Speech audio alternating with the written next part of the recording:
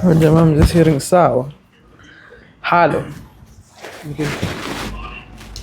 You do have a tattoo now? No, this is not a tattoo. Nimeandika tu na mark pen. Oh. Old school tattooing. What's up, everybody? Welcome to episode 2 on Serious Talks with the Clan. My name is Jay Tariq and I'm here with... Nati Kodoro. Your boy who's not your boy, that's what's up. Your nigga is not your nigga. Hey, Maze, guys. Round of applause. Thank you so much for your amazing support. Thank you for subscribing. Thank you for the shares. Thank you for the likes. Thank you for the comments. The feedback has been absolutely amazing. And yeah, thank you so much and keep on supporting Serious Talks with the Clan. Follow us on all our social media platforms. We're on Instagram. We are on YouTube. We're on TikTok. Yeah. Thank you for watching the last episode. Go check it out if you haven't.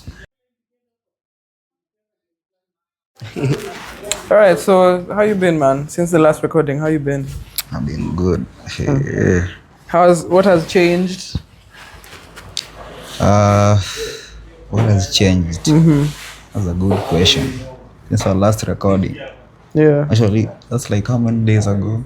We recorded it on? Okay, I don't remember. Was it Wednesday? Or was it Monday? It wasn't Monday. I posted the video on Monday, this Monday. Okay, recorded on Friday. Maybe on Friday. Friday. Because I think this time we met on Thursday. Was it at night? Because that was like... Oh. I think it was on Wednesday, no? Can't remember, but it was last week, Cindy. Yeah. It's been a week. What has changed? Yeah. How are you? What has changed? How are you feeling? How I'm feeling right now. I've been good. I've been unlived. I've been going with the flow. Realize. I don't know if it's the season. The season we are in right now. The season I'm in right now.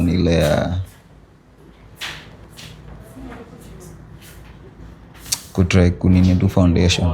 Like when you need the seed, when you plant a seed, and then it starts to grow. The first thing doing inakwanga inaanzanga na ile root yake, the roots. Wow. It has to anchor itself very well for that growth. So I feel like I'm in that nini and I'm trying to anchor myself. Really trying to know some truth. Na roots za some shit about to life and me in general. And just basically going back to my roots to ilikuwa on the TikTok nini that I had posted, actually commented lately, and then I had replied. The ancestor want to listen. Hi. The tree is peeping. It's okay. Like this nigga is saying something. Thank you for the hug. To hear. Okay, so it was about listening to some Tony Nyadundo.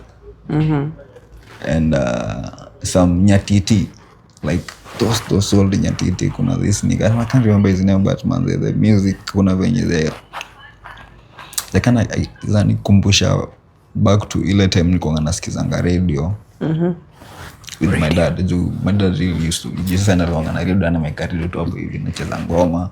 And then hizo my late night music. So it's like, do you know, like back then I didn't know that like histories are nocturnal exist, but nilikuwa tu hizo my times za usiku unapata I'm just listening to the music. Unasikiza. There was this my dad alikuwa anasikiza Ramogi time nilikuwa tumerudi TV Ocha. So akisikizanga hizo manini ilikuwa nasikiza some teachings. You know, I tried to search for hizo manini na sikuwa nazipata. Like okay, I tried to search for hizo like the audio. Like on the internet? Yeah, I tried to search them on the internet because you know Ramogi sina konga Royal Media. I don't. But any radio, see, those things are normally recorded. Yeah, but how long ago was that when you were listening to this? It's not like 10 years ago. 10? Not 10. Say 15. So But 2010. radio, I think they are good. Kuna recordings. There should be. There should be recordings. There should be. So nile, yeah, just going back to hizo memories. And then unaanza kujiuliza tu like, hey, nini, what used to bring me, like nini kwa nakukalishanga chini kusikiza hizi mabitu. So it's like you're trying to get the pieces. Zenye zilikuwa zinakuweka chini kusikiza music.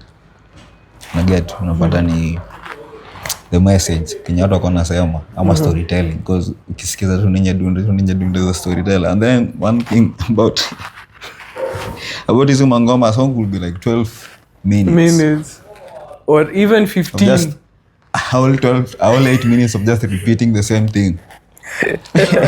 But yeah man, I feel like, and then kuna this nigga anapiga tu story akutu kwenye tita, and then anatell story yake venye alikuja Nairobi, sijui alienda wapi.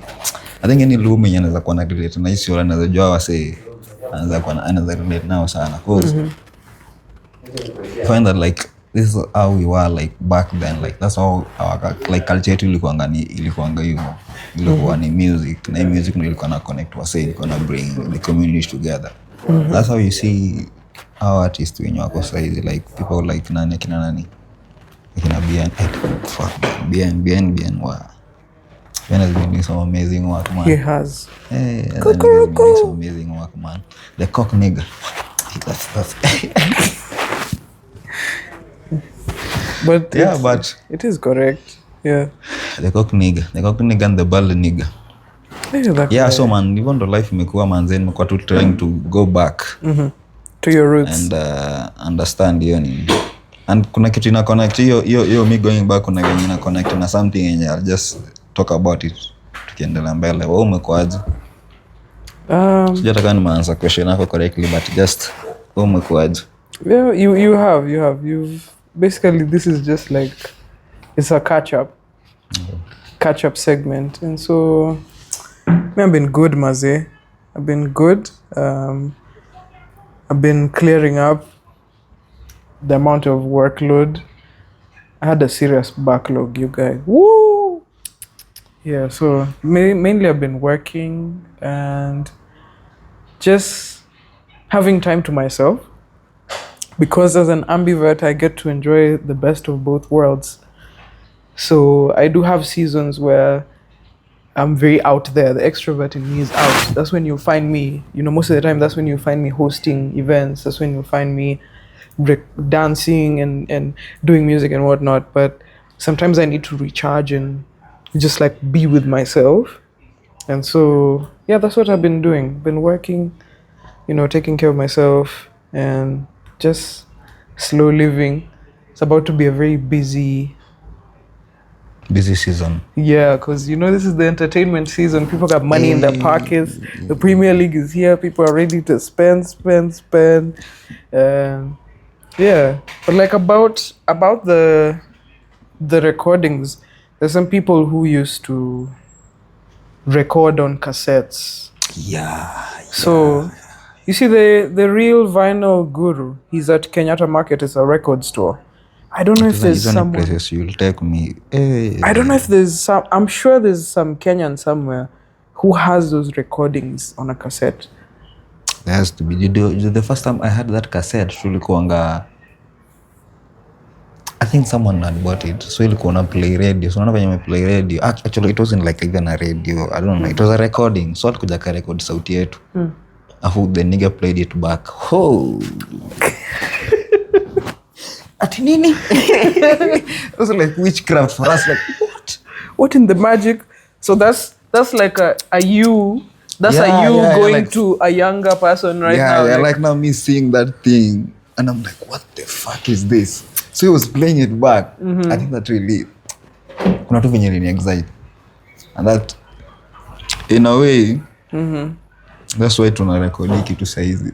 We are recording the we're keeping the archive. Because for me, like, imagine in 20 years getting back to every episode, you'll be like, fuck man, this was me. We'll be like, oh my god, look at my hair, look at my nose at that time, look at the shoes I had, and then we start wondering, your t-shirt by the way, where is it? And that Marvin, and you're like, nostalgia hits you, you know. I feel like as so we, you're just boring your grandkids with all you are rewatching your videos. Your kids. Grandkids wako kiwanga tu kwa nyumba kwa tu like kama mimi nzami ni bona zile podcast zao za 20 years ago. Fuck man, seriously tulia. But at that time we'll have money, so they have to watch their mouths. They can just be mumbling, but kucha rudia ile episode ile kali episode 37. What was it? Finding your tribe as a creative, and then you sleep half the way on the couch. Atakusikiza hizo wisdom. I think that would be fun. It will be a fun time. Mm-hmm. I've spent time looking at myself from 2 years ago, from even 4 years ago. I'm just like, I'm seeing so much growth in who I am. In 2023, I had DM'd someone because I didn't know much about graphic design at the time, if anything at all. So I was asking him, like, who did the poster for this? How much would you charge me if I'd like a poster for this? Because I think I wanted to like advertise a class or something, just some poster. So the guy told me 500 bob. And now I'm the one being paid to design posters. Thank you. A round of applause, please, for Jay Tariq. Thank you guys. Thank you. Yeah. So I'm like, about 3 years ago, I was asking about this, and right now I can do it. Like, there's so much growth I'm seeing in myself. My hair was shorter. My style was still fly. Wow. You've been fly. And even videos, like, I find myself so interesting because I'm like, I captured the moment. You get, like, in live video, like, oh, this was, how was I feeling? It's like a capsule of emotions and memories. When you open, you just... we'll definitely be playing those for... they just be mumbling, but they're on their hoverboards or whatever will be cool at that time. Because there was a time I was trying to remember, in high school, me and a bunch of kids wenye... I think back then ngoma gani ilikuwa inachachisha tukiwa high school. It was this song. I think it was we were in form 4 or form 3. Was it Gengeton or Rhythm? I think it was a Gengeton too. So ilikuwa ni entertainment. So this school, mimi ndio kwanza nilisoma kwa shule nyingine. Tusiendelee tuna story. Yeah man, but ilikuwa tu shule fiti. Like was the people I met there, ilikuwa tu like for someone anasemanga, but anasemanga like hii journey unapata ngoro na watu wengine life changing. Maybe situation unaweza patana na kuanga inaweza kuwa si fiti, but the things that you guys go through inakuanga tu life changing. So hii time ilikuwa nienda. So at this point sasa shule ilikuwa naanza. We have been trying to jaribu kupushi kitu. Jadi kuna boys fulani mwenye actually the school ilikuwa ngarusu, unajua Ocha iko tu Ocha. So unajua Ocha hii mambo na entertainment ni kitu ndio imeanza there, like man. Hizi mafahamu mweke grade zenyu zikuwe juu sana, hizi masuala entertainment ni na. But kuna some niggas who are trying to push it when at least walikuwa wame nini nje. I was in the journalism na drama club, but whatever we were doing ilikuwa sanjia tunaweza kudance, and then maybe we redo ma skits za chachi. You see your time tulikuwa na watching imani za chachi, so you come and do hizo shows hapo hivi. Not just mtu anakuja tu na skit and we improv, nafanya tu improv hapo in high school. Wow. Yeah, so that's constructive. Tukiwa shule back then, I didn't see it as a big deal, but tulikuwa nasema kama mimi ningeenda tu shule fulani, like shule noma. So ilikuwa we imagine tu ningeenda high school nyingine big, na hiyo opportunity tulikuwa nayo hapo hivi, tungefanya vitu amazing. But the thing is we use what we had tukiwa hiyo time. You had this friend of mine anaitwa Steve Olilo. I think we've met him now. So mpatana na the dready one. No, I've seen his photos. You've seen his photos? Yeah. No. Hey, that's nigga anachora. Lilo kaona wachiki tu bro. Ebu bring me some of your art. Acha mchezo. So huyo mse tulifananaga naye kwa shule hiyo pautenge. Then like kila vision tu ya Kenya kijana alikuwa tu nayo, ilikuwa tu amazing. Was it a vision about art or art too? Just okay, Max man. To boot form group. And then we formed a group niko naitwa Aliumax. Oh yeah. So Aliumax ilikuwa me, the guy alikuwa anaitwa Ali. It was called Alejandro. And then there was a nigga called Hassan. Hussein. And then there was me, Maxwell. Aliumax. So Aliumax. So we formed that Aliumax and we gave another book. I still have that sketchbook up to now. We did our first story. Hadi tukafanya hizo with everything. I'm like, man. For real? In high school? Now, in high school. Hadi kuna kitu aliandika ngapo hivi. Bado inakuanga ionekanangi. I don't normally say, but this nigga had some, like, alikuwa tu na vision. So mi kuna venye pia inspire. So me I used to write. Yeah, nachora napiga like comics. The first story ilikuwa about some August story about nini and then alichora mimi nikaandika to the story. So siku hizi nikikanga chini jaribu kuimagine, okay, what was I trying to do? Well, I think is we're just trying to express ourselves through this story. Juu hakuna ways zingine yenye ulikuwa na nini. Unaweza juu kuto class kichaka ni mingi. Juu for me like for us meno boys alikuwa mengi Nairobi. Yeye msee alikuwa ametoka Nairobi. Mimi msee nimeishi Nax sana. So for us hii tumekuja tukapata na huko Ocha. So huku ni place yenye unajua tu msee wa Ocha na ushago. Unaona kuna ngabi fulani msee wa Ocha msee ushago. Like umetoka shule. What is the difference? Like Ocha nikatu venye msee wa Nairobi wa Ocha ikuja huku Nairobi. Kwa kienyeji. Wenye unaweza sema hivyo. So kuna venye tu wewe pia huko hivyo unakuanga na ile feel. I don't know.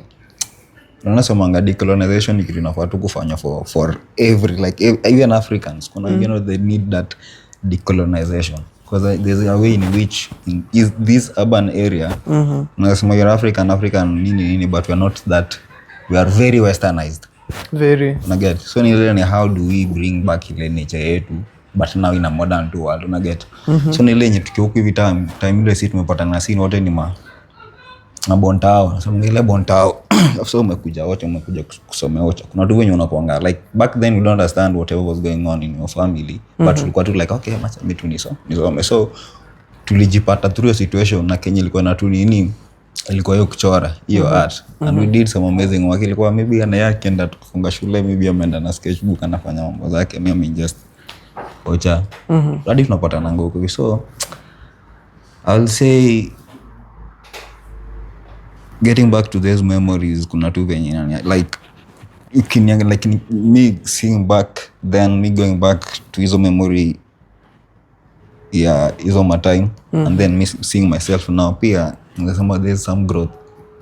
Get you nasema like that vision has always been there, like I've been I don't know like nile tu kuna kitu fulani yenye na chess na kuja kuipata.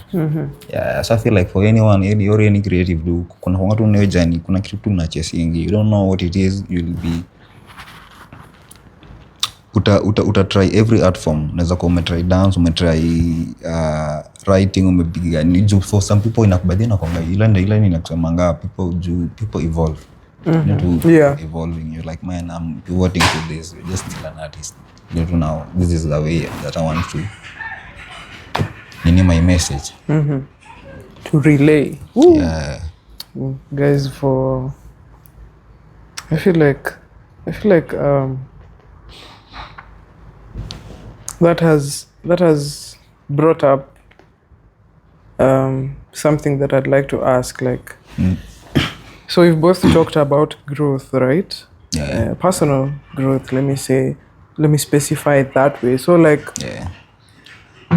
my question is, in times where, you know, like the modern times, like right now, the present times where every creative, every artist is just trying to put out work and get noticed. You know, you just want, we're just seeking outside validation because we appreciate it when someone appreciates our art. And so like we by we, what do you mean by we? By we I mean anyone who puts out anything. Whether you put out anything, whether it's art, whether it's music, whether it's poetry. Yeah.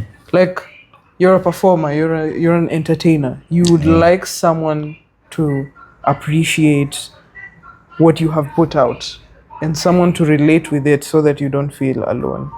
That's why you put out and share the art, because you're expressing yourself, right? It's a form of self-expression. So if someone else relates to it, you're like, oh, thank goodness 2 people resonated. So at least my message has been passed. Okay, on to the next. So like in these modern times, yeah, where, you know, everyone is just looking for exposure,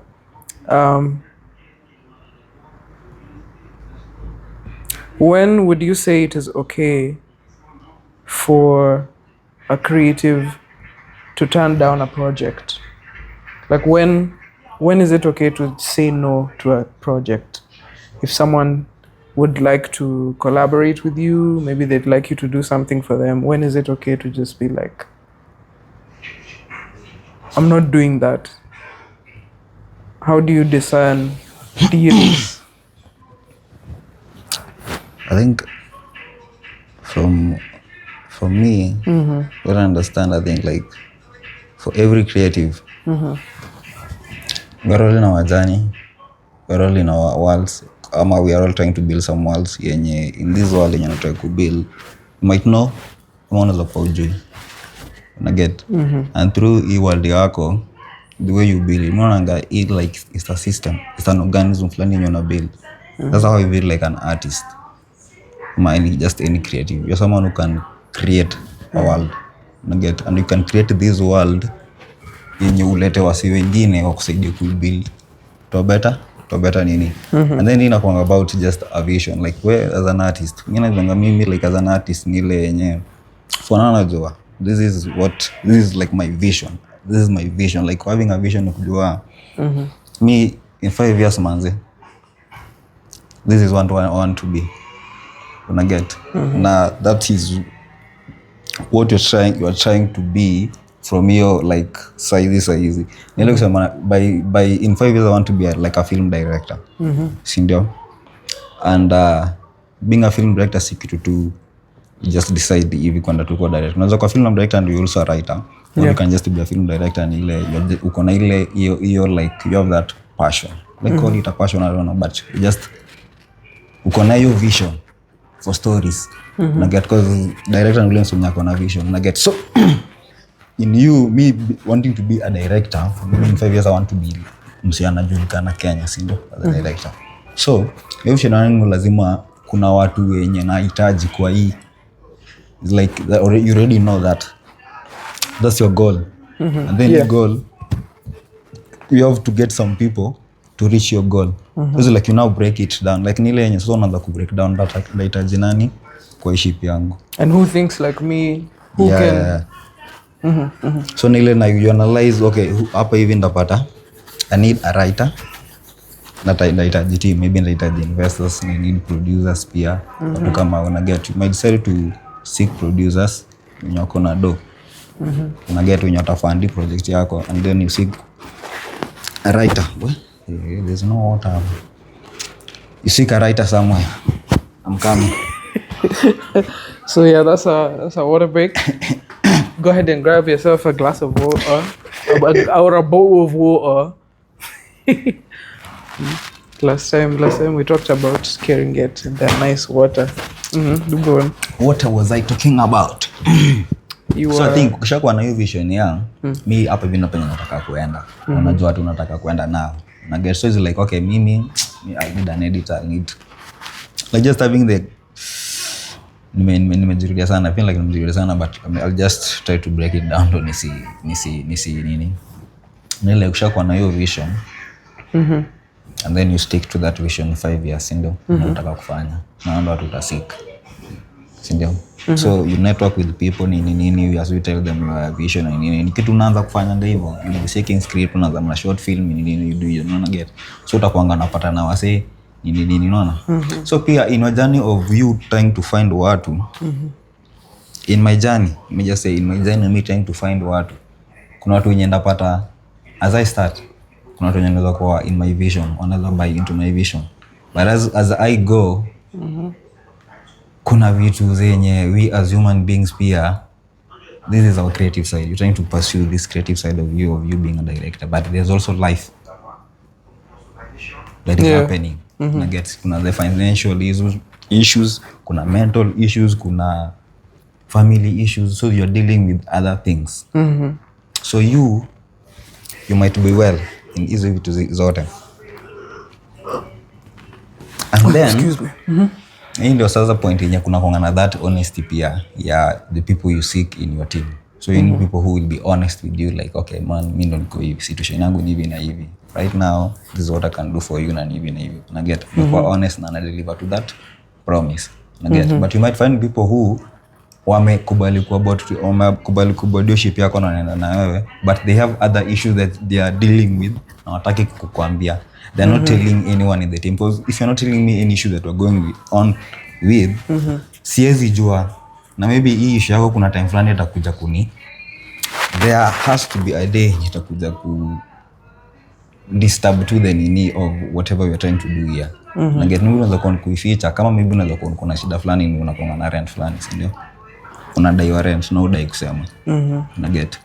So first month bado hujalipa, bado tu kuna tu venye umechilingi tu like huko tu sawa, like this, you've kept this for yourself. Una get well, like you're trying to hustle nini. I get. So we are in this company, like not like a company, but tunajaribu ku make film and what not. Nafanya project mimi mshakuleta, inaweza kuwa ni collaboration ama inaweza kuwa it could be a collaboration. Sinda. And then in this collaboration kuna terms. Let's say like for that one inaweza kuwa maybe it's a company where we, like, let's say for example we are like in a company. And someone is asking, hey man, I'm just you're breaking it down. I'm breaking it down. You're in a company, someone is asking for hiyo collaboration. And then ule mse mwenye mko nayo kwa hiyo nini akuambii hiyo honesty. Kuna time yenye sasa atafukuzwa, akifukuja kususia the analogy ilikuwa afukuzwe rent, si ndio?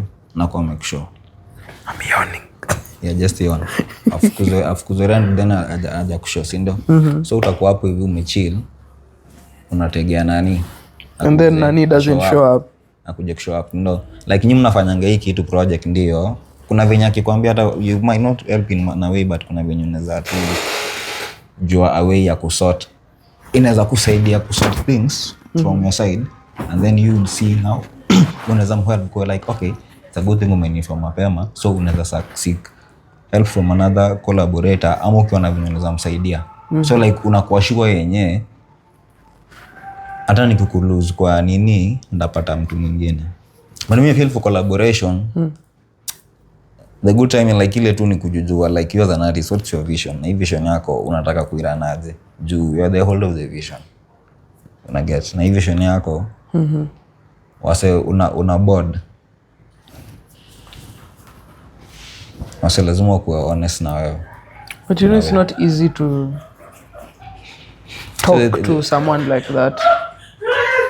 So the thing is kama ni ngumu kuwa honest, I feel like then why are you doing the thing you're doing? Because like, you can't be honest with people. Being vulnerable like that with someone could, you know, you could open up to the wrong person. For me, by the way, I'm like, by the way, something that I've realized about your tech projects. You can't just be taking projects on a plan. Well, for some artists, by the way, this thing, kuna ile point tunaidoing it for excitement, like tukianza, like msa kianza, I will say from my experience, nikianza I'm just doing this thing for ile excitement, like una to create something, nimedo kitu na get, so you always wanting to collaborate you know, so you take projects zinakuwa mingi, then ukisha take projects zimekuwa mingi, now you can't do, zimekuwa ni bulk mingi, so it's something yenye you just clear but you're also taking more projects. While taking more projects, kuna wase maybe ulikuwa collaborate now. So like there's a whole communication channel hapo yenye maybe au pitishi. Una get, so unakuwa tu unachukua projects unakiza kanga kwa nini? Kwa backlog zako, and you don't say no to more projects. Uko like, hey man, if I say no, you also have your own issues. Ni look on issues zako pia, you don't like want to say no. I get, if maybe you're a people pleaser, you be like, man, I don't want to say no to that. I get, if you're someone who don't want to say no, because I'm a recovering people pleaser. On our last episode tulikuwa tunasema you can't just be, you have to be selfish kwa hii life manze ndo to get what you want. Uende penye unadai kuenda. Me imagine manze, and kama my mind is been dry man. Hydrate. We just saw I really answered your question. I think nimezunguka sana but it's all right. So saying no to a project needs you to be selfish. You need to you need to know, like you need to know when to say no. It's like peer. And just be like, I can't handle this and I'm going to disappoint you. So you need to be able to take that guilt, because sometimes it can manifest into guilt, like, oh, you know, I'd really like to work with this person, I'd like to collaborate with them, but if I disappoint them, they're going to think I'm a bad person, or maybe I'm not into it, so let me just take it. And then you definitely, you always know when you don't have the energy to do something, so you always know it in your gut. You always know it, so you need to trust your gut basically, and it has to make sense. You can't take a project without having a plan. So before you take on anything, you need to have a plan, because failing to plan is actually planning to fail. As cheesy as that sounds, as cliche as it sounds, it's actually very helpful in your life. So if you're out here creating, you know, if you're out here putting out art, if you're out here helping people, if you're out here building the community, you need to understand that you need to know when to say no. When someone starts stepping on your toes, you need to say no. And anyone who reacts negatively to the no, especially your close friends, you can call them ruga, because you saw the red flags. Wait, those are red flags. Because if someone can't take a no from you, then they always expect a yes from you. So they're the one who is always gaining. It's a very parasitic relationship. It's not symbiotic. Is that correct? Symbiosis. Like, we gain from each other equally. It's not like... You get in your biology class about that symbiosis. Madam Principal used to say umbilical cord. So you're like, what the fuck is umbilical cord? Is it umbilical or umbilical? You should ask her, do you say umbrella or umbrella? What? But we are like, madam, you're the biology teacher. Tutasemaje? You're the one who, you actually even have an ID for this. But alikuwa Madam City, I would say. Very spiritual. You could feel her energy when she's coming. I don't know. This was in high school? Yeah. Kwani, how enlightened have you been? Me in high school, I don't know whether I could process people's energy really. I was very green. Like, I could feel it, yeah, but I wasn't aware. I think as a kid, I think I will say I've never been like, you know, the other time I was like trying to map shule zenye nimesomea zote. And then looking at hizo primary, I've kind of like been moving. Nimekuwa Nakuru nikiwa kuna time niliendanga kwa side fund ya manko wangu. Nikakuja Nakuru, nikakuja Ochasa Kisumu. Nyakach. Kwa Nyakach nikaenda mahali fulani Homa Bay County. Kwa Homa Bay County, some nigga took me to Turkana huko.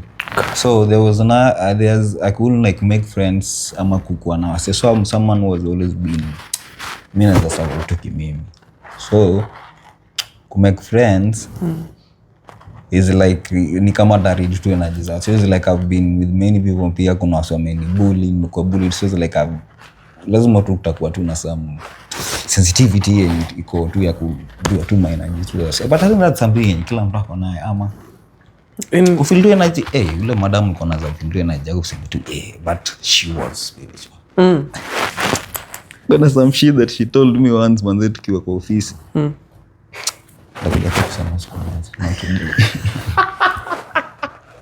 I like that. That's some fucked up shit. Leaving us on the edge.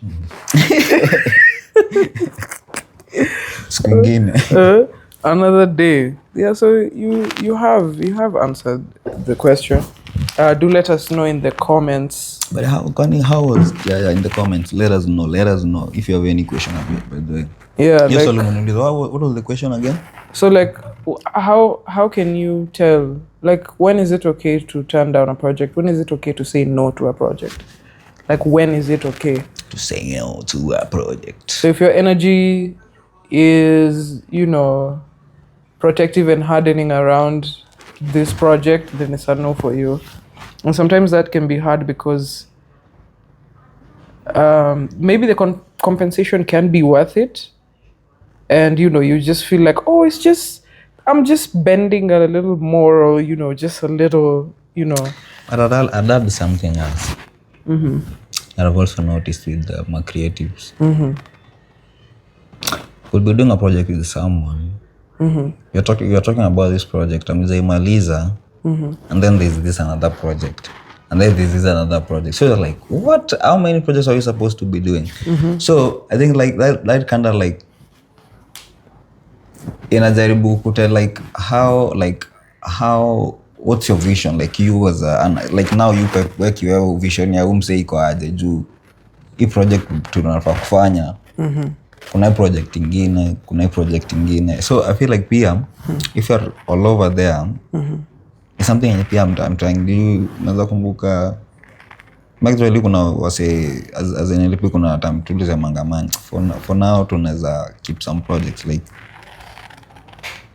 it was to hapa hivi na maybe haiwezi si ndio juu inakuwa as we grow tunaweza kuwa in a team, hadi sisi tunaweza kuwa in a team, but as we grow maybe in 2 years I mean 1 year inaweza kuwa to grow whatever we are doing here, kila mtu akona vision yake big.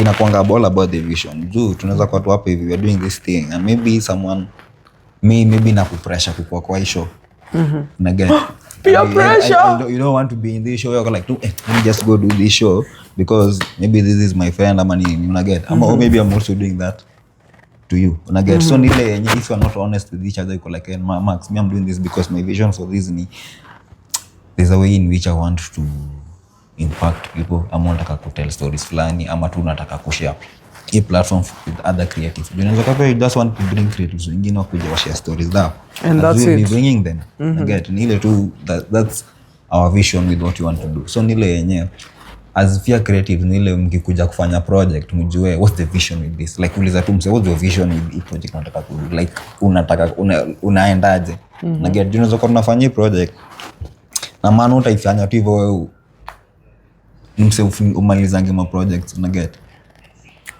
una get so kama nile miru ni a project excitement ya kuanzisha project but finishing kuna that excitement ya kuanzisha ma project but finishing ndio inakuwa ni normal una get so there's also that so ni you knowing pia as a creative always take time meditation watu kwa kuchukua you taking your solo time ni you understanding your clock like how your clock work like me how do I operate una get at what time is best for me to do vitu nataka ku do like when do you thrive una get when like ukishajua hivyo is like you already know your system una get so as you interact with other artists ni you accommodating them into a system also or you coming together to one vision mki collaborate kwa vision mko like okay hii ndio time itakuwa timeline yetu, this is our terms and una get is like so now this vision is ours. Mbona wakati like in everything is like tu ni kama marriage utakuwa na divorce ama marriage inaweza kuwa wake inaweza kuwa ni toxic in relationship pia tu as we see them in everything in relationship inaweza kuwa ni toxic kwa iko aje una get so hii relationship inaweza kuwa na tukicollaborate how is it going to be unaweza collaborate na wewe na hii collaboration itakuwa very shitty unaweza kuwa you feeling very very shitty and don't talk about it get so tukishaanza ndo kama ni this is how I was feeling nini so for me I will say man the honesty from day one is such a good thing kwa kujua vision and say you that vision yani mimi sema by the way ni ile tu an artist by the I don't know but inakuwa tu ni vision you buy into whatever but into your vision I can buy into a vision but pia how are you following that vision, how are you doing it I get because as the leader of this ship yenye unataka niingie unaona the main you're calling me into this ship so lazima nijue ship yako nataka turanaje nataka kuduaje na get which deck do you need me on say you might get into another system I'm so like this is very chaotic for me I can't deal with it na get someone like And if you guys are friends, mimi nishukishe. If you guys are close friends, you're you're like like be friends, but manze hapa story na creativity kuna hiyo venye collaboration, hiyo marriage I work. yeah. Na get so ni you knowing that and jua ilete makosa And it's important to also have contracts within like whenever you're doing business, even if you guys are close friends, even if you're doing business with family, even if you're doing business with your spouse, whether you're doing business with you need to have a contract because it protects both parties and all parties involved. Let me tell you, I met someone. I'm listening. I met someone. I met someone. So we became friends. We hung out for a few hours, and then I told her, or maybe like 2 days. So I told them what I do. So I was like, oh, by the way, I do social media management and whatnot, and I provide like media services. And so the client was like, oh, okay. Let me get back to you on that. So we spoke. You know, I did to my understanding. I believe that I was as clear as possible, crystal clear about what to expect, because this is a service that's not okay. It is tangible, but then again, involve moolah. Yeah. When money is involved, there was no contract. So this is how I know you need a contract. I can have a story. Hey. So I didn't have a contract, you guys. It comes to the end of not even 30 days. It was like 12 days. The client is on my neck. Yo, this is not working. You lied to me. And I was like, what? So what was her expectation? Alikuwa expect nini kwani? I don't know. Maybe something viral or something. Yeah. The client was a lady. What the fuck? So I was like, I kept on referring to, like, I'm tagging messages that I had explained this in, and then I explain more, I expound. But where the client was coming from was a point of frustration and feeling like she had been scammed. And I was like, okay, so how would you like us to move forward? That's what I asked initially. You know, after this came about, I was like, okay, so let me in on what you'd expect. And, you know, she was very dodgy about it because I was not folding, because from the start I was honest about this and what to expect and whatnot. So maybe she was just not able to grasp, or she didn't want to, and that was okay. So I did apologize, and I was like, I'm so sorry, we didn't meet your expectations. And she pulled out, and I was like, that's absolutely valid, and thank you for your business. On that note, I think we are with businesses. I just need contracts. Save you time. Contract is a good thing. They save you money. Just have a contract. But in the contracts, you can have a contract. But pia unaona kenye msa amesema alikuwa anataka kitu viral. Yeah, I don't know. So it's like, I feel like we need to be clear with the goals and outcomes. Like, okay, wanna expect nini from this? Like your collaboration. Ile expectation, after our collaboration, expectation zangu nataka nikuwe na maybe kama ulikuwa unataka 100 customers. Like 100 buying customers. Hiyo ndo unadai. And then if I don't achieve that, na kama si achieve, then wacha tu nikae siwezi fanya project. Saka mtu mwingine anaweza achieve kukupatia hao 100 sellers, ama 100 buyers. I get for some people. I feel like right now, hadi me is something that kuna businessman fulani aliniambia. It's like businesses, they need like results. Awase wanataka tu make sales. I get, so if you can be a content creator, you can be making good quality videos. But if your video doesn't convert, it makes sense. I get, that's why businesses might go to influencers when you're on numbers, because then out of the numbers, it's like they can throw, but kwa hizo numbers mingi watapata a few sales. Sasa wewe hii video yako moja unataka kumpigia hii bei kali alafu aiende viral. Ako like, mimi nataka iende viral. What the fuck? I got a contract to 13 views. You're refreshing on TikTok too, bro. Ako like, scammer. And then you start talking about the algorithm, and then, you know, better I actually understand how technical we sound in like the fields that we're well conversant with, because to us it's normal. You see, like, to me, if you tell me like a gaffer, if you tell me like a speed light, I'll get what you're saying. But to the common man, they're just like, hey, But I think what those? we need to like nile kujua tu like unaona ile like having a conversation, kukaa chini ni bonga nawe ni vision yako ni gani, wewe unataka nini from hii relationship unaenda kuwa nayo. Pia unapata relationship zingine people are just getting into relationship but there's nothing yenye msee anataka kuteka. Kuna wengine wanaweza kwenda for the vibes and inshallah una get, and maybe uko tu hapo kwa relationship you're doing your own like uko hapo hivi, kuna kitu yenye goal lenye unataka from it, maybe ujaambia msee it's not clear una get, na hapo hivi utakuwa very very very itakuslap. So nile yenye for businesses nile yenye tumekaa chini mimi na kuja approach ndio nakwambia you lie to me. Wewe unakohanga. So if the thing is not clear you'll be the liar una get, and utakuwa manzo you are not clear, so uko like there's no agreement. So maybe I feel like manzo acha nikikilingwa clear nawe hii video itakuwa ni hivi, maybe just for brand awareness. Watu wajue brand yako ni nini. It would go viral. You want to go viral. Again, there's no like you go viral. It's like I think that's the reason why they opt to funny people, because funny goes viral. Yeah, funny. And yeah, but me I feel like man, people should focus more on the stories. Me I need to know what your brands see to unajua unauza your product, but you as a human being what do you stand for? Like we need brands that zinasimamia something una get. There's some things that we are doing. Kuna hiki tunaita CSR. Was it CSR man? What is CSR in full? You know what CSR is in full? I don't know. But it's something to do with the brands that want something to be your gitu. So hizo vitu I think kuna venye tu zinabuild how you, at the end of the day we are a community. Like as Africans we are more communal.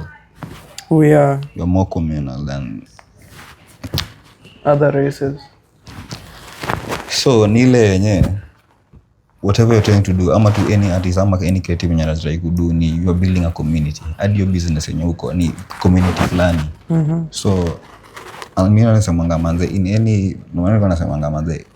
in any process that you are working in, lazima uko unapenda hiyo job yenye unado, because you'll want to grow, you're like you buy into the vision of that business or that brand. Yeah. Una get so like man, me I want to do content with you because I buy into your vision. Una get, I don't give a fuck kama my content ita trend ama ita trend. Una get, but I just want to tell people about this brand. Una get. Do I feel what you do? Una get, you see. It. So you're like trying to bring it to your community. But for people it's like me, hii brand imenipata just like man, hii brand inanilipa, so nyi kama naweza buy kitu watu ni nini, utafanya tu content yako moja fani na hiyo brand ni nini, but at the end of the day they have to sell nini, but there's not connect, they aina your connection you to these communities ndo wase wana other people get help.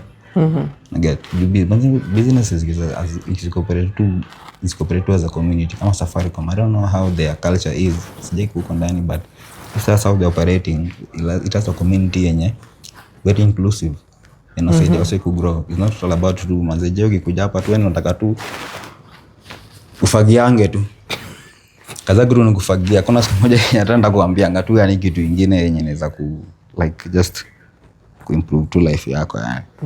And that's it. Which yet kufagia ni mbaya, just that you have to grow. Ile ndo kusema manze unafagia sana. Ya sasa tufanye nini? Buka hapo hivi usikizange ushikange masimu hapo hivi kwa receptionist una get. You are trying to expand mind ya mse pia sifikirie tu hapo penye yako. Yeah. Because manze hii economy tunataka tu build what? You tuseme hata tukiona the 1% who are rich, we can't really be, bado tutalianga tu. But kila mtu akiwa empowered anaweza make do yake, hatutakuwa tunalia tunategemea ma politician for hizo ma penis za na kwa tu like you are electing someone mwenye anajua atafanya kitu, atajenga barabara itasaidia the economy, mama mboga atapitisha mboga hapo vijijini. So you have to think about systems, sustainable systems. Yeah. And easy businesses. Wow. Yeah man, so on that note, what's the best advice that you've ever ignored, that you've ever, hey, am I saying the right thing? Mana ropokwa. What's the best advice that you've ever ignored? Ulikuwa tu like iko fiti lakini. That's a good question, and I'm just going to answer it frankly as people are always going to talk, so you'd rather just do your thing. It's such a short statement. Of course, I've paraphrased, but like, it's something that I didn't even think twice to ignore, because I was like, that's so, because I felt like people cared about, what I do. Maybe someone will notice tomorrow if I wear the same gray socks, so I need to have at least 10 so that I can look different and whatnot. And as I'm growing up, I just realized that, people are going to talk about what you do. You remember there's an image I sent you on Instagram, and I think you sent it to me maybe a few years ago. We're all just watching each other on different devices, saying that I can do that, I can do that, I can do that. When it's time to show up, less than 5% do. So, basically, and that's how my tagline was born: be you, be different. Because no matter what you do, there's always going to be opinions. There's always going to be self-acclaimed critics claiming to know, what's going on, how you should do this. It's like going to work out at the gym and then someone comes to correct your form. You're like, son, where you been the past 23 years in my life? Or ma'am, it's so annoying. And they won't do it themselves. They're just like, they're trying to control. And even at work, even in life, someone is just we're just seeking power over people. It's like, sit properly. Why? To give you power. I think sometimes when I look at it, in a way, could it be that we're just projecting? We just be projecting until ukuje kurealize, fuck, I'm projecting. And then utoke kwa hiyo loop. It's like ni matrix yenye aishangi. Yeah. It's like some people know about the matrix wanatoka, because it can be very shitty. It is actually. Ukianza, it can be shitty. I get so kuna life utakuja kufika, now you're now seeing. For me, I don't know. Kuna venye niko naicheki ni, kuna venye you see an adult you through another person. Uko like, man, I would love to be that person. Unaget, but kuna mwenye wewe uko, you are that person at that point. Unaget. So it's like you have to now you have to cease being this person that you are for you to be that person. Unaget. Unapata now it's very hard for some people kukua hiyo nini. Unaget. So it's like for some people very ngumu sana ku melt that ego. Unaget. For me, like it's just an ego thing for everyone. Unaona ni ile point yenye for some people washa move past that. For some people was still bado wako hapo. Unaget. For those people who are bado wako very egotistic and what not, watashit on those people who are pale hivi. Unaget. So ukiwa pale hivi ufai kupopea, unarudi huko chini. So kisha kuogo you just transcend and then uende. Unaget. Because these people can drag you down. Oh, and they will. And you've seen, I love how the people are just moving. Let me say the young people are moving. Yeah. They're just like migrating from the city. It's absolutely amazing. I watched a vlog of a couple that just moved all the way to Narok. They bought land. They have a little makeshift house and they just moved. And now they live there. And they have like a YouTube channel? Yeah, they do. I don't know. I don't know if I remember. I have the YouTube link somewhere. Perks of being a hoarder. I always have copies of something because I'm always waiting for someone to ask for it so that I can shine. Like, I kept this for the past 15 years. Here you go. So like, yeah, people are preferring the off-grid. People are escaping the matrix. Yeah. I think people are now realizing that we've been feeding a system. This system hasn't been working for the people who have been feeding it. Because it's not for the people. Yeah, man. It's for the... And I feel like right now the people are like the way they say it, power ni awase, ndo. Power to the people. Power belongs to the people, and people haven't been like kuna wase wenye walishajuanga hiki kitu like power. It's a power struggle. It is. It is a power over you, they can do any shit. And then money. Power. So tuko tu pale like it's like ukisha kwa ile loop umefika 25 na bro bado umesota utaingia kwa ile bado si utaingia kwa ile capital you love to be employed na get if you can't think of like making a business so go employed so utaponga tu hapo hivi you won't ever think about you doing your thing you'll be doing this niggas visions so as you elevate vision you fail to elevate your own nini so una chasing it money and kitu yenye au aita nini loop is a continuous loop na get until kuja ku realize nyingine na fuck man. You remember Steve Katz video? Yeah, kitu na chase sana.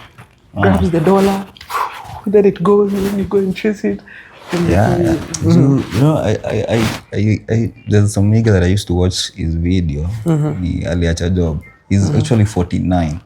49 ama nini. Some old nigga. But he just be doing some videos and I talked about life yake, life wenye ilikuanga 9 to 5 and whatnot. It was like ni msemo nyuma toka kwa ile Matrix. And then something that I realized the moment tunatoka kwa Matrix unapatanga tena Matrix ingine hawa say wako. Sasa mko like, hey fuck man, are you It's like you're now trying to talk about ile moments that like but you up to that point maybe kwangu umerealize it's like you're trying to now to shit on ile place yenye ulikuanga chini. You're not shitting on people wenye wako hapo hivi. Because this thing is just it's a conveyor belt man. Tuna move to tunakuja hadi udedi. Constantly move, it's the same cycle. Yeah, but pia I don't think but we have to do something big. Bora to live life yako man. I think it's all about happiness. Kitu si lazima uko na chase kitu kingine big. I think ni ile chase ya kila siku ndio inakupatia anxiety, and when you have that anxiety mentally you get fucked up na.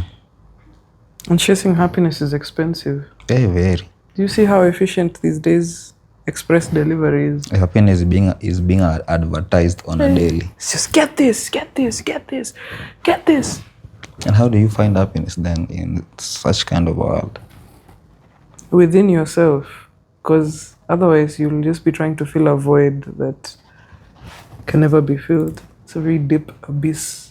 Buy everything, buy the latest TV. Black Friday is going to be in November, is it? Yeah. You're going to buy 5 t-shirts. And when you actually look at yourself, you wear maybe 3 clothes at most. It depends actually, it depends. But then if you can recording video and I'm realizing sometimes I just repeat clothes. Now this is I'm like fuck man. Okay, let me just wait. People are going to think you have like we're worried about what people think of us. We're worried about not looking happy whenever someone sees us. That's why we self-isolate when we're not at our best, because you're like, oh, you know, I need to have money.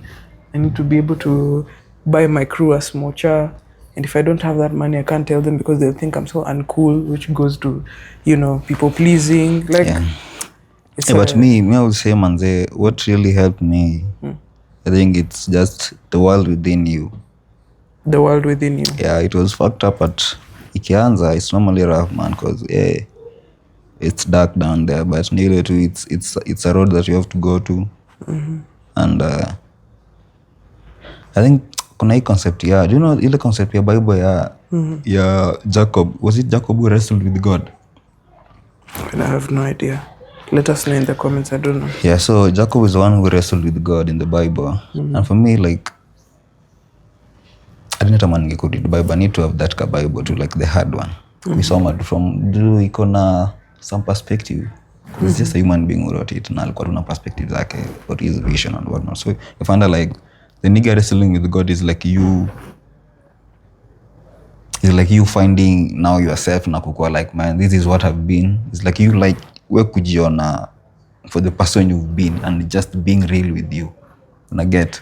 So for me, I would say I was very, let me say, percent ni ndio imekuwa ikirule the conscious, what conscious, the dark conscious. So like ni I was critical, so like being self critical ni ile tu whatever yenye unadu lazima tutakuwa chini tu jiulize maswali. So ni ile yenye any situation yenye utakuwa lazima kutakuwa na maswali mingi, but for you to quiet hizi maswali ni pia you also have to be strong. So it's like you now wrestling with easy thoughts, like okay now I have to take control hapa hivi. I get for some people it might be hard, but ni ile tu you have to you control when lazima take. I get so that journey can be lonely, you might lose some people unazani nini, but at the end of it musemwanga I don't know, it's just amazing. And then after hapo tu hivi akunanga kitu nakusumbua in this life man, then ile tu azee leo nimekula kweli, ule beshtanga kwa saa kweli, how is my dad, how is my nini. It's like there are some simple things that really connect you, ground you kwa life. Unachana na vitu mingi za hizi vitu tunajaribu kuchase, because at the end of the day you're just trying to buy into another person's vision, na hiyo vision na ukisha buy into ni hivyo ndo umeenda. So man, yeah man, it's a journey, it's a rough path. Ni si rough man, not for rough, many man. Not for many, not for everyone man. Venye tu mimi nabonga hapa juu ilikuwa rough for me. Yeah man, but so life will always life with us as it has always been. So ni sisi tu kujua how do I take control of my life, like how do I control my life now. It's like eat time juu with this, like you are now controlling my time, like me at this time I want to be here, you know. It's like to choose kukua hapa ama uja choose kukua hapa. You've chosen to be here, like this is how you've chosen to use your time. I get. So whatever happens after this man, the musa manganisha tumanga time yangu hivi hadi nienda pale hivi nisikie nimegombana na gari, I'll just be happy because nimefanya ile kitu yenye nilikuwa nimefanya ile kitu yenye you intended to do. Yeah, intended to something is as well kitu yenye imekuwa kwa vision yangu ile world nimekuwa nikiplay in since I was a kid, I get. So to like this is the playground that I've always been in. Kumbuka ile recording ya kwanza tulifanya radio, that shit really fucked me up. Like what? Yeah. Radio. So every time nilikuwa nikipata ngomsi lazima record tena. Because if you can play that nini back, it's like literally the tape recorder. I think it's called tape recorder man. But was some amazing inventions. And you know, like the cassette players and the Discmans, the Walkmans, the things that we need to go and see the real vinyl guru. But we need to go see that store. I'm done. How many minutes? We're 1 hour in. Hey, today we've chatted. It's been nice. I was arguing about is safetyness a word? Safetyness. Hey, how do you even spell it? Safety. Safetyness. No, it's not a word. It's not a word. How would you spell it? Because you can't put I. So I was like, man, it really sounds nice as a word, like safetyness. The safetyness of what? But when I searched it, pia iko nasema it like that word isn't nini. No. For me, how I know is automatically safeness. I can't spell it. I can't spell safetyness. So if you can't spell it, then that's not a word. Yeah, that's how my brain works. If I can't spell it, then safetyness. You'd rather say the security. Don't think like, yeah, I'm sure it's not a word. Anyway, let me know in the comments. Let us know what you think of the episode so far. And by the way, we really appreciate you, all of you. Thanks, man. For tuning in. Thanks for tuning in. Listening up to Upper Manze. Thanks for chilling. And thanks for showing up to record this. You've taken your time, you've set your time aside. Nilikuwa tu kijana show up. Also, ile nilikuambia about ilikuanga for me the way when you relate with this like nigga show up or you just die, because ilikuanga tu like you can die today bro. nini hiyo. It's like you just ask yourself like ile hata ungekuwa tu umejiuliza nini leo nataka kudu hata nikidedi man, just be happy. Yeah, like you're not even up about happiness, you just to be, your soul will just be okay with everything. Juu for some people I think ile point yenye ndio nasema for some people ile wanagopanga kudedi ni wanaona there's some vitu mingi zimro that akona backlog mingi zenye hajamaliza, so ako like siwezi kufa saizi, una get, na baada kutu kwa ile anapaid tu. You don't do things that you want to do. You keep thinking there's time.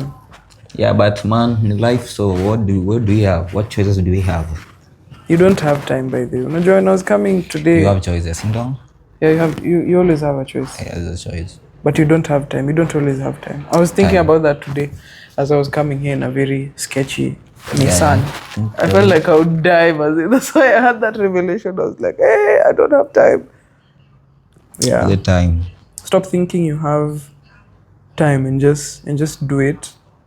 I think about time, someone said about time today, alikuwa anasema, you know, rich people buy time. I'd rather go to Kisumu in 40 minutes than take a bus and spend 7 hours or 10 hours. So it's like 40 minutes amefika kwa medusheti yake. That's why you need to make money. Yeah. And you can fly, catch a meeting, and then come back. You have more time. You can, in that 7 hours, you can catch a flight, you can go meet your family, you can spend time with friends, you can do some other shit. It's like, it's like you have more time to do other things. Yes. Simple. But I don't think you have to have money though, nini kwa hivyo. Yeah. In this modern world. Kuna some people in Amazon huko hivi chini wako tu fit. They are very fine. But I think ndo maana nasemanga people going back to nasema ni off grid. Going back to ishi kulimashimo nini. People are trying to now control their time. Yes. Hey, time ni yangu. I have to control it. Yes, by the way. And so you have to be selfish of your time. Like, hey man, Max, naona kupata 30 minutes. Una get? You have to protect your time because you can't get it back. Yeah. So, man, like that's how life is, man. Do you have anything? I don't have anything to say. Today I've just been listening to gems. Who? Gems that you've dropped. Thames is coming to Kenya. Oh, hey! Since this month, 28th. Blankets and Wines. Sijui bwana everything unasema ni vitu nimekuwa zikini happen ya lately. But what songs have you been listening to lately? Well, obviously, I listen to a lot of Chris Brown. But you said Chris Brown, I need to talk to you about it. You know, know about it off screen. Find me at the white tent. Yeah, so I've been listening. The Chris Breezy Woody. A white one. So I've been listening to Chris Brown, of course. I've been listening to Brandon. Which songs? His top feature that I'm listening to is called Titanium, where Davido featured him. Oh. On his, I don't know whether it was an EP or an album called 5 or something of the sort. Indigo, Flashbacks, just various songs that represent the era that he was in. Anywho, another one is called Brandon, just the consonants, no vowels, like BRNDN. Very, very awesome artist. Check him out. I've also been... What else have I been listening to? I'd say those are my... Oh, and then there's a lady. Her name is Queen Demba or Demba Music. She's actually my very distant cousin. She plays the Nyatiti. For Nyatiti? So she told me... Someone who can do that Nyatiti for me. She can do that. She took 3 months... Like a soundtrack for a film. In Nyatiti. The village, just to master the basics. Some old guy is the one who was teaching her. And now she's been playing for 5 years. And she's... Look for me, I have her number. Like she plays it and then she talks. Not Jay. Now she's talking in Dholuo, which I don't understand, but it was just hilarious. No. For how long have you been in Kenya? I've been here long. No one talks to me in nini. But then you need to to go like you know ile point ya no need to create that time to learn. Just go to your roots yani kujua tu. I do. Juu in a way unajua we are Africans and our ancestors don't understand hizo lugha za Western. So for you to connect with the ancestors lazima understand ile lugha yako. Na wanasema sometimes mandata tukiombanga huko hivi tukiomba kwa as a kid manzo umeko kuomba na manini Kizungu. My English, a lot of English. You're saying the wrong thing. Sasa wako like sisi mtu anasema nini? Acha uko nani akusaidie. I am the God today and we say acha Richard Bata unakusaidie basi. You are the God. So I mean like man kujua ile language yako kuna venye it kind of like grounds you in a way. Like kuna understand hizo story, get work through the spirituality and whatnot. Like there's pride in that, I will say. There is pride. I've actually been thinking about that today. In fact, think about that manzi. Hadi siku moja tunafaa tuende tu gocha kwetu. Even as our up country. And we have trees. We have tall trees. When you up country ni wapi? Takshan. I need to check. No, I know what it is. I just want to give out that info. Utaenda kusakwa huko. Bana. That's base. That's base. Mkashoshangu. Is this thing recording? You know, my shosh used to have this thing. It's called Aguata. Not Aguata. This is not Aguata. Oh, Aguata is half. I don't know what this one is. It's a god. It's the big itu hivyo. So basa ukisheka maziwa ndani, then you pour. Pour is just shaking it. That's why my Danny used to like just do it hivi. And at that time I make a fegi yake. Yeah, they used to smoke. Walai! So walikuwa na smoke ni the burning part ndo anaingiza kwa mdomo huko ndani. So ako tu hapo hivi. Afuata kuja ipige hivi. I'm like what the fuck? Anaipiga kwa hivi.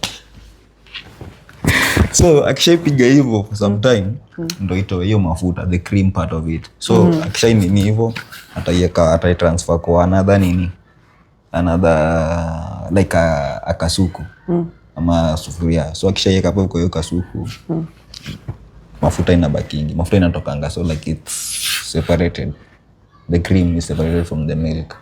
Na kuanga tu hiyo liko hapo hivi juu. So hiyo anaitoa inauzwa tofauti from hii milk.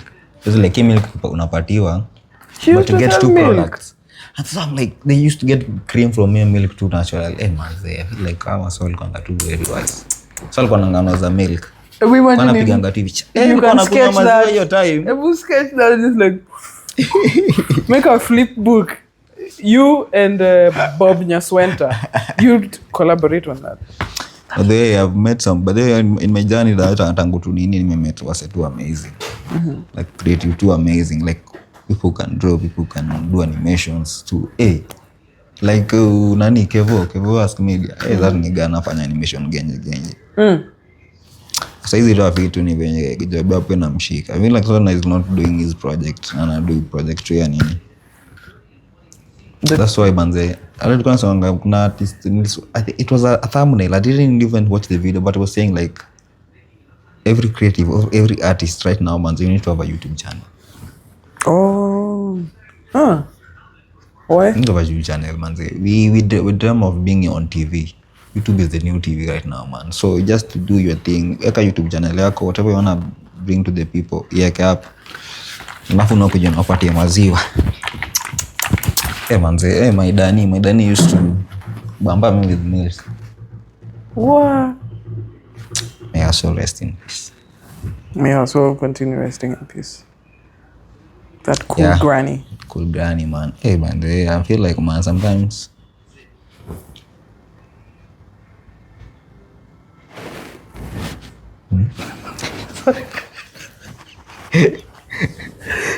maybe like sometimes I just went. I feel like sometimes, and then I'm like, am I supposed to catch that wave? Because I can catch it, but then again I'm like, there's a message, yo, guys. Yeah.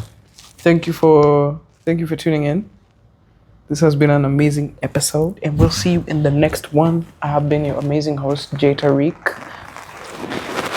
And I've been your boy who's not your boy, Nyatiko Doro. And kijana, if you're watching this, come watch hadi hapa. Know your roots. Know your roots. Know your culture. Know about your legendary people. Don't know just about Batman. Know about the legends in your community. I know you know about Batman was just chilling.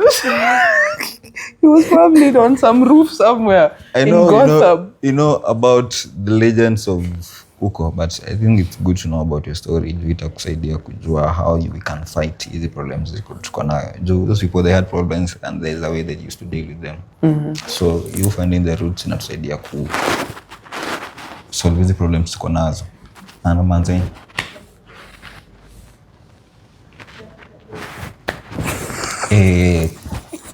that's it for today.